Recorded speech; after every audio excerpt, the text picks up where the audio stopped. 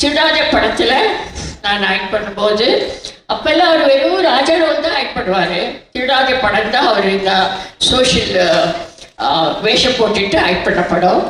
அதில் வந்து எங்கள் அண்ணாவுடைய ஃபோட்டோ விழுந்து கிளாஸை உடஞ்சிருக்கோம். நான் அங்கிருந்து வந்து ஃபோட்டோ சுற்றி நான் டான்ஸ் பண்ணிட்டு இருப்பேன். அப்போ அங்கே இந்த கிளாஸ் பீசஸ் எல்லாம் கிடக்கும். அது வந்து என் காலில் குத்திட்டு ரத்தம் கொட்டிட்டு இருக்கோம்.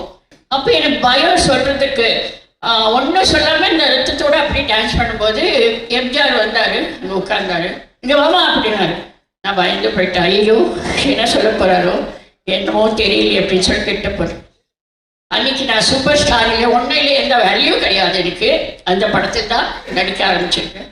அப்போ என்னை கூப்பிட்டு அவர் காயை அப்படியே தூக்கி அவர் தொடைமலை வச்சுட்டு அவருடைய பேண்ட் பையிலேருந்து கர்ச்சீஃப் எடுத்து தண்ணி கொண்டு வா அப்படின்னு ஒரு பாய் சொல்லிட்டு தண்ணி கொண்டு வந்து அது ஈரம் பண்ணி என் காலில் பேண்டேஜ் போட்டார்.